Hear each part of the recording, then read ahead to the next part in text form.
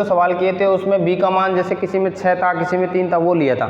अब अगर यहाँ अपन बी का मान 9 लेंगे तो हमारे पास जो शेषफल आएगा वो 0 से लेकर 8 तक संख्या आएगी, तो हमारा सवाल बहुत बड़ा हो जाएगा। तो हमें ये 9m प्लस 1 9m, भाई इसका घन करेंगे तो 9m तो हमारे पास आ जाएगा। वैसे भी अगर अपन 9 नहीं लेंगे तो अगर 3 लेंगे तो 3 लेने से भी हमारे पास जो उसका घन करेंगे तो कहीं ना कहीं हमारे पास 9 के टुकड़े 9 के रूप में आ जाएगा।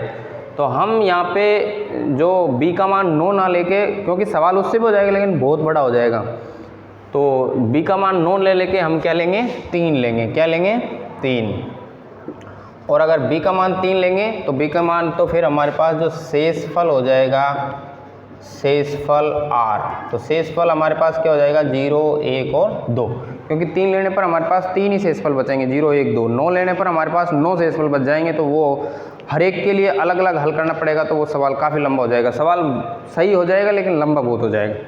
तो अपन 3 से करेंगे तो यहाँ पे हमारे पास यूक्लिड विभाजन प्रमेय से हमारे पास जो संख्याएँ बनेगी वो संख्याएँ क्या बनेगी, संख्याएँ होगी हमारे पास 3q प्लस 0, 3q प्लस 1 और 3q प्लस 2, ये 3 संख्याएं हैं। तो तीनों संख्याओं से अपन वही पहले की प्रक्रिया की तरह अपन इनके घन करके देखते हैं। तो यहाँ पे हम सर्वप्रथम यदि a बराबर क्या मानेंगे अपन, 3q, क्या मानेंगे, 3q, a बराबर 3q मान लिया। तो हम यहाँ दोनों पक्षों का घन करने पर, दोनों पक्षों का घन करने पर, क्योंकि वहाँ हमने वर्ग किया था, यहाँ घन के लिए कह रहा है तो अपन घन करना है। तो दोनों पक्षों का घन किया तो a की घात 3 बराबर 3q की घात 3, तो ये हो जाएगा हमारे पास a की घात 3 बराबर ये हो जाएगा 27q क्यूब। अब 27q क्यूब को मैं ये, क्योंकि हमें 9m की फॉर्म में लाना है, तो 27 को मैं लिख सकता हूँ 9 गुणा 3k क्यूब, लिख सकता हूँ ऐसे, ठीक है। तो 9 गुणा 3 क्यूब, तो यहाँ पे मैं लिख सकता हूँ a बराबर 9m, और जहाँ m बराबर मैंने मान लिया 3q क्यूब, इसको मैंने दे दिया समीकरण 1। तो ये हमारे पास एक समीकरण आ गया। इसी प्रकार पुनः हम a बराबर मानेंगे 3q प्लस 1। इसके लिए अपन इसका घन करके हल करेंगे। तो दोनों पक्षों का घन करने पर, दोनों पक्षों का घन करने पर, घन किया तो ये a की घात 3 बराबर ये 3q प्लस 1 की घात 3।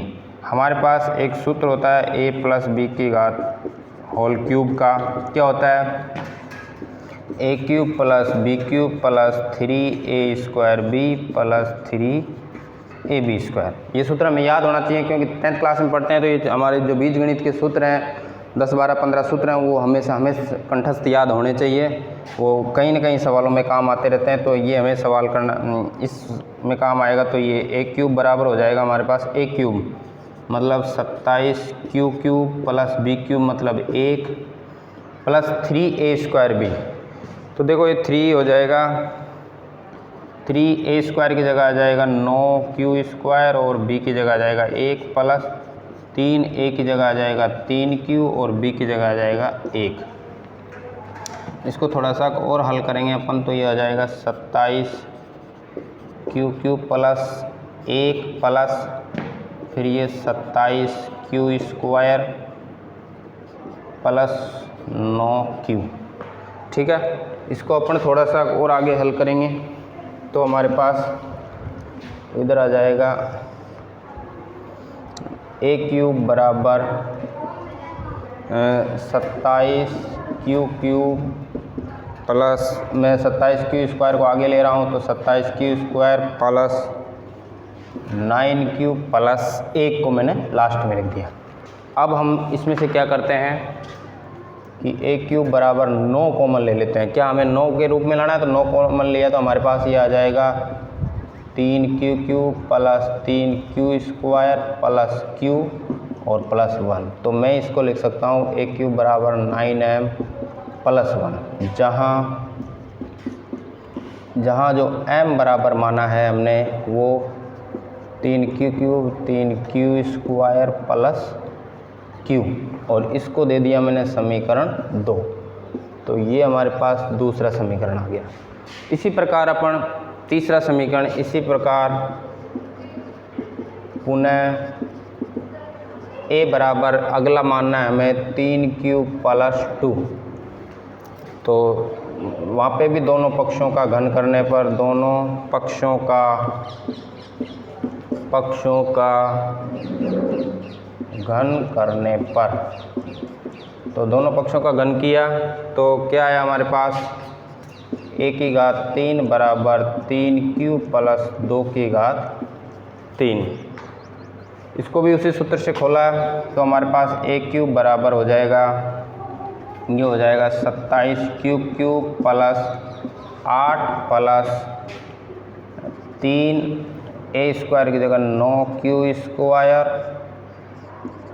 2 प्लस 3ab² मतलब 4। ठीक है, इसको और हल किया थोड़ा सा तो a³ बराबर हो जाएगा हमारे पास 27q³ प्लस 8 प्लस 9 × 27, 27 दूनी 54q² और 4 × 12, 12 × 36q। ठीक है, इसको मैंने थोड़ा सा आगे हल किया, 8 इनको 27q³ plus 54q² plus 36q plus 8। तो यहाँ से a³ बराबर मैंने 9 कॉमन ले लिया, तो 9 कॉमन लिया तो ये हो जाएगा हमारे पास 3q³ 9 × 6 = 54 और 9 × 4 = 36 प्लस ये प्लस 8। तो ये हमारे पास a³ बराबर आ जाएगा 9m प्लस 8, और जहाँ m बराबर हमने माना है 3q³ plus 6q² plus 4q, और ये हमारे पास तीसरा समीकरण आ गया, ये a³ बराबर। तो इस प्रकार हमारे पास 3 समीकरण आ गए। तो तीनों समीकरणों का रूप 9m, 9m प्लस 1 और 9m प्लस 8 है। तो अपन अब इसमें लिख सकते हैं, अतः समीकरण 1, 2 व 3 से स्पष्ट होता है कि किसी धनात्मक पूर्णांक का घन किसी धनात्मक पूर्णांक का घन